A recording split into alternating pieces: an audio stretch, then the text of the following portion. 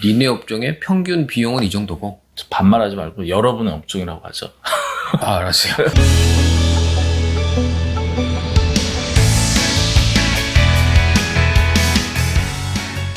문제를 남겨주시면 답은 저희가 찾겠습니다.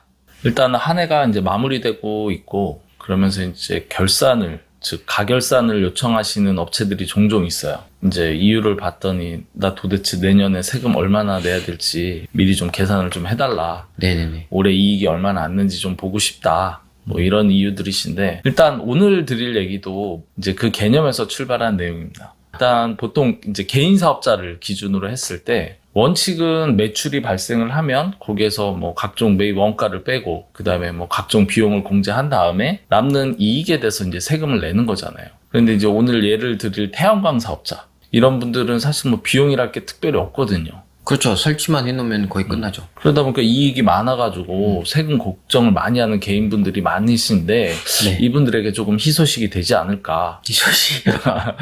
왜냐면 이제 모르는 분들한테는 이제 그렇죠. 모르는 분들은 완전 희소식이죠. 그렇죠. 네. 아마 모르는 분도 많고 그 다음에 또 태양광뿐만 아니라 비용이 좀 부족한 업체들은 이제 오늘 내 영상이 좀 의미가 클 것 같습니다. 네. 일단 본론으로 들어가면 앞서 말씀드렸지만은 원칙은 이제 기장을 통해 가지고 매출, 매입, 비용들을 이제 정리를 해가지고 세금을 계산하는 구조인데 네. 추계 신고라는 게 있더라고요. 있죠. 뭐 큰 개념으로 보면 그냥 너네 업종은 소규모 업체는 기장하는 거 쉽지 않으니까 그냥 이 정도 경비, 이 정도 비율 뭐 90%를 빼줄게, 네. 80%는 빼줄게 해가지고 이제 내용이 있는데 그럼 되게 좋을 것 같아요. 뭐 입증할 필요도 없이 비용이 공제가 되니까 그렇습니다. 한번 좀 구체적으로 설명을 한번 해주시죠. 이거는 딱히 뭐 어떤 업종에 국한된 게 아니라 개인 사업자라면 자기 업종에 따라서 경비율이라는 걸 국세청에서 고시하고 있어요. 매년. 그래서 이제 니네 업종의 평균 비용은 이 정도고. 반말하지 말고 여러분의 업종이라고 하죠. 아, 알았어요. 여러분의 업종은 평균 비용이 이 정도니까 소득이 이 정도에서 신고하면 된다. 이걸 해주는 건데 다 되는 건 아니고요. 이제 매출에 따라서 이 정도 이상 매출은 되고 이 정도 이상이면 안 되고 이런 게 있어요. 그리고 이제 경비율도 두 가지가 있는데 첫째로 이제 단순 경비율이라는 게 있습니다. 네. 말 그대로 그냥 단순하게 경비율만 적용해라 이거예요. 이제 많이 소득이 낮은 경우에 그거는 딱 고시한 예를 들어서 뭐 90%다. 그러면 1억을 벌었다. 경비율 다른 거 다 필요 없고 90%는 비용 빼주고 10%에 대해서 세금만 내면 됩니다. 입증할 필요도 없고 입증할 필요 없어요. 네. 좋네요. 네. 이제 1억은 아니죠. 이제 업종 기준에 따라 다른데 그렇죠. 제일 높은 게 이제 6천이거든요. 네. 매출이. 그렇죠. 근데 신규 사업자는 3억까지 되는 것도 있고. 네. 그러니까 이제 이거 기준은 너무 복잡해서 인터넷만 조금만 찾아보시면 기준에 대한 건 나올 거예요. 그러니까 그건 한번 찾아보시고. 그래서 이제 단순 경비율은 단순하게 이제 경비율만 쓰는 겁니다. 네. 그리고 이제 기준 경비율이라는 거는 빼주는 게 좀 있어요. 네. 그러니까 매입 비용, 임차료, 인건비, 요건 들어가지 않겠습니까? 뭐 사업을 기본적인 하면. 비용이니까. 그러니까 요거 빼고 나머지 수익에서 정해주는 기준 경비율이라는 걸 빼서 신고해라. 이렇게 되는 거예요. 네. 그러니까 약간 다르거든요. 그런 개념으로 이제 추계 신고는 진행을 할 수 있습니다. 일단 뭐 수치를 살짝만 좀 가미해서 이해를 돕고자 한다면 단순 경비율 같은 경우에는 나중에 표를 찾아보시면 90%, 95% 막 이래요. 그래서 아까 그렇죠. 말씀드린 그건 대로 높은 뭐 거는. 5천만 원의 매출이 발생했을 때 90%, 95% 빼면 거의 이익이 많지 않잖아요. 그러니까 세금을 많이 확 주는 거고 그 다음에 이제 기준 경비율 같은 경우에는 뭐 25%, 맞습니다. 35% 한 요 정도 구간이거든요. 그 대신 앞에 이제 기본적인 비용들은 공제하고 거기에다가 남는 이익에 대해서 이 정도만 계산을 해서 한다 그러면 이것도 역시 절세 효과가 있는데 말씀드린 대로 이제 업종이 뭐 제조업이냐 도소매업이냐 서비스업이냐에 따라서 다르고 또 신규 첫 해냐 아니면 네. 두 번째 해냐 이런 거에서 차이가 있는데 그거는 표를 찾아보시면 있으니까 하는데 핵심은 이걸 활용을 함에 있어서 이건 기본적인 거고 여기에 플러스해서 이제 우리 박세무사가 이런 방법도 있다 하는 팁을 드릴 건데 저희가 사례적으로 태양광 사업 아까 처음에 언급드렸는데 이분들은 사실 뭐 특별히 인건비가 들거나 또 본인의 부동산을 통해서 하다 보니까 임대료도 발생하지 않고 이래서 그쵸. 상당히 애로가 있고 근데 요즘에 이제 또 전기에 대한 어떤 한전에서 주는 금액도 늘어나다 보니까 이게 매출이 꽤 돼요. 네. 그러다 보니까 이분들이 좋아라 했다가 세금 때문에 이제 고민하시는데 맞습니다. 이분들에게 희소식 한번 전해주시죠. 이런 거 아시는 분들은 많이 하시는데 네. 이게 이제 태양광이 태양광 발전 사업으로 이제 업종이 구분이 돼요. 발전 사업이에요, 이게. 굉장히 좋은 거죠, 뭐. 발전소 하면 상당히 규모가 그럼 큰데. 제조업과 비슷한 이제 경비율 적용받는 네. 거거든요. 근데 이게 태양광 그 발전 사업의 경비율이 아까 말씀드린 것처럼 단순 경비율은 95.1%예요. 와우. 그러니까 뭐 5% 정도에 대해서만 세금 내면 되는 거거든요. 뭐 예를 들어서 매출이 5천이면은 네. 5%면 250만 원. 250만 원. 뭐 거기에다 세금 세금 내면 얼마나 끝나는 거죠. 아, 대단한데요. 그리고 이제 기준 경비율은 29%예요. 그러면 다 빼고 29%만 빠지잖아요. 네. 그럼 이제 여기서 이제 핵심이 뭐냐면 아까 말씀드린 것처럼 단순 경비율을 써도 되고 기준 경비율을 써도 되는 이 매출 구간이 있어요. 그걸 이제 단순 경비율 구간까지는 너무 회피하죠. 근데 그게 이제 3,600만 원이에요. 직전 연도 기준으로 3,600. 이제 신규 사업자 같은 경우에는 당해 1억 5천까지는 단순 경비를 한 번 쓸 수 있어요. 근데 이제 신규 사업자가 아니라 뭐 1억 5천 한 번 쓰고 그 다음 연도가 되면 이제 단순 경비를 쓸 수 없는 사업자가 되잖아요. 그러면 기존에 이제 태양광을 이제 뭐 한 몇 년째 하고 계신 분들 같은 경우에 월 300만 원 이상의 수익이 발생하고 있다라고 하면 단순 경비 단순 경비를 적용은 못 쓰죠. 쉽지 않다. 네. 예, 그런데 기준 경비를 써야 되죠. 음. 그러면 사실 아까 말씀드린 것처럼 뭐 인건비가 들어요, 뭐 임대료가 들어요, 뭐 그죠. 매입하는 게 있어요. 비용이 없죠. 없잖아요. 물론 초반에는 감가상각비가 좀 세긴 세요.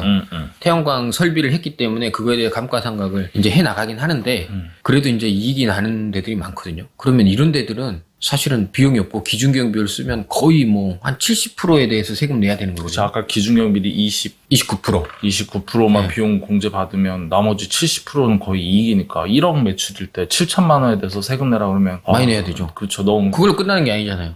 예. 본인 소득이 또 있잖아요. 그렇죠. 예를 들어 이게 많이 하는 분들이 이제 공장에 지붕에 이렇게 설치하시는 분들이 많거든요. 네네. 그럼 이제 제조업을 또 해요. 음. 뭐 농업법인을 하기도 하고 이렇게 많이 하기 때문에 합산. 합산되면 소득이 훨씬 높잖아요. 그러니까 그래서 대안이 뭐냐고요. 대안이 이제 대안을 말씀드릴 건데 네.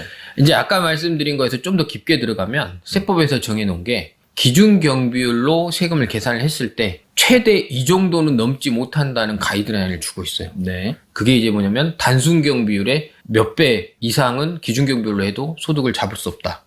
이게 나와 있거든요. 네네. 근데 이제 이게 간편장부 대상자 같은 경우에는 2.8배. 그럼 아까 그게 5%라고 치면 단순 경비율이 2.8배면 5, 3, 15. 15%에 대해서만 세금 내면 끝나는 거고요. 복식부기 의무자 같은 경우에는 3.4배. 이 안에서만 이게 맥스예요, 맥스.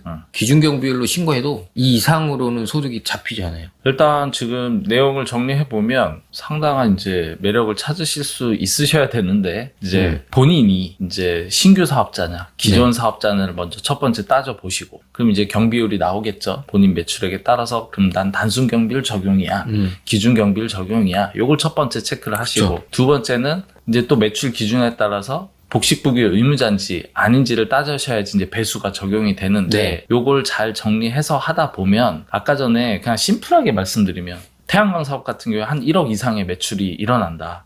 그랬을 때 단순 경비율 적용이 안 되니까 안 되면. 그러면은 기준 경비율 적용이고 예를 들어서 기준 경비 25%다. 그럼 25%를 공제한 나머지 7,500에 대해서는 세금을 내라 하는데 그 적용을 하면 너무 많으니까 그렇죠. 봤더니 단순 경비율이 95%네? 그러면 나머지 5%에 뭐 2.8배나 3.2배나 요런 이제 배수를 적용했지만 3배라고 치면 15%. 그럼 딱 15%를 적용한 방법. 그러면 세금을 내면 되죠. 그렇죠. 그럼 1억에 대해서 15%면 1,500만 원에 대해서만 세금을 내니까 네. 아까 7,000원에서 1,500으로 확 줄었잖아요. 그렇죠. 네. 이 내용이 지금 조금 복잡한데 저희가 뭐 차근차근 한번 찾아서 이렇게 보시기도 하고 저희 내용을 좀 돌려보시면 내용은 이해가 되실 텐데 근데 이렇게 되면 법에 좀 허점이 있어 보이는데 뭔가 이거에 대한 다른 세무당국에 뭔가 규정이 있을 것 같아요. 가산세가 있습니다. 가산세가. 네. 근데 가산세도 무서워할 게 아니에요. 사실은. 낼 세금의 20%가 가산세로 붙어요. 낼 세금에. 낼 세금에. 매출이 아니라 세금에. 근데 이거는 이제 간편장부 대상자, 그러니까 이게 간편장부 대상자라는 표현은 그렇지만 가산세를 제외해 주는 경우가 있거든요. 이건 소규모라서. 그거는 뭐 신규 사업자라든가 아니면 4,800만 원 미만의 수익 금액을 갖고 있는 사람 가산세가 없고요. 그 이상이면 가산세는 있는데 그럼 가산세를 내더라도 그렇죠. 이게 남는 장사예요. 그렇죠. 아까 태양광 뭐 결과적으로 봤을 때 기준경비를 적용해서 7천만 원에 대해서 세금 내냐. 네. 그거 말고 한 1,500에 대해서 세금 내면 되는데 그렇죠. 1,500에 세금 얼마나 네, 나오겠어요? 얼마 나오겠어요? 거기에 가산세 뭐 30% 붙는다 해도 20%. 예. 아, 20%인가요? 예. 그럼 훨씬 싸니까 이런 건데 이 내용을 모르는 분들이라기보다는 복잡하다 보니까 여기까지 적용을 안 받는 분들이 상당히 많으세요. 그리고 이게 이제 약간 말씀드리고 싶은 거는 생각을 전환하셔야 되는 게 내가 복식부기 의무자구나. 난 이제 경비율 대상자가 아니라 복식부기 의무 대상자로 이렇게 국세청에서 안내장이 날라오잖아요. 네. 그러면 아 나는 복식부기로 해야 되는구나. 여기에 생각이 딱 갇혀요. 아, 그래서 이제 세무 담당자 그럼 경비율을 쓸 생각을 안 하는 거예요. 그렇죠. 이건 사장님 이거는 복식부기 의무자이기 때문에 내야 돼요. 그러면 국세청에서 왔잖아. 복식부기 의무자라고. 여기서 생각을 한 단계 더 나가야 됩니다. 그래? 그럼 내가 복식부기 안 하면 어떻게 되지? 그렇죠. 요 생각을 해야 이제 되는 거죠. 가산세 내야 됩니다. 아 내면 되지. 그게 더 싼데. 근데 이 생각을 하셔야 보통들은 이제 가산세 내기 때문에 그렇게는 안 해요라고 해버리면 또 아 세금이 더 많아지는구나 하고 오해하시는데 거기서 가산세 얼마인데를 확인해야죠. 얼마인데. 그렇죠. 사실 이제 사장님들 입장에서는 그런 거 일일이 확인하기도 어렵고요. 지금 뭐 설명은 드렸지만 기준경비율, 단순경비율 이거 수치도 어렵지만 적용하는 건 더 어려운데 담당하는 세무 담당자와 충분히 협의를 하면 네. 대안이 있고요. 그럼요. 뭐 이제 모든 업종이 이게 해당이 되는 게 아니고 아까 단순경비율이 저희가 95%다 막 이렇게 표현했지만 네. 뭐 한 80%대 되는 분들도 있고 그러다 보면은 업종에 따라서는 이거를 쓰지 않는 게 그렇죠. 오히려 낫는 경우도 있기 때문에 맞습니다. 아까 순서대로 말씀드린 대로 본인의 업종에 대해서 여러 가지를 체크하셔가지고 정리하시면 분명 절세의 길은 있다. 합법적인 방법이니까 오해는 이건 네. 국세청이 권장하는 방법이에요. 그렇죠. 네. 예. 또 이것도 박스무사 하도 이상한 걸 얘기하니까 이상한 문제 무슨 얘기를 해. 네. 일단 오늘 이제 개인 사업자분들 결산 시즌도 올 거고 앞으로 이제 준비하고 계신데 이런 것도 있으니까 잊지 마시고 네. 본인 혹은 본인의 세무 담당자 충분히 협의하셔서 방법을 찾으시면 좋겠다. 네. 자, 오늘의 한 줄 평 하신다 그러면 여러분의 업종의 경비율을 확인하세요. 비용이 부족하시다면 추계 신고를 검토하십시오.